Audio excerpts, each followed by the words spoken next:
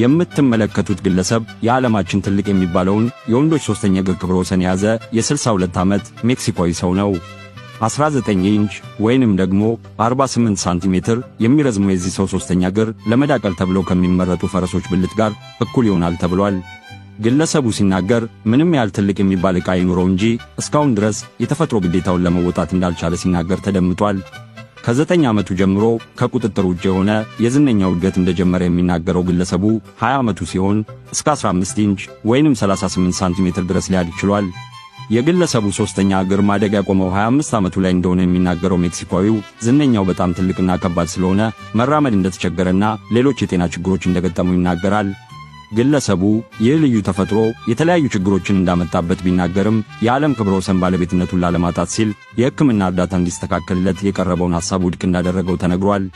የጊነስ ወርልድ ሪከርድስ ይህንን ሪከርድ እንዲመዘግቡለት በተደጋጋሚ ቢጠይቅም በተፈጥሮ መንገድ ማደጉን ለማረጋገጥ አስቸጋሪ ነው ስለተባለ ሳይሳካለት ቀርቷል ተብሏል።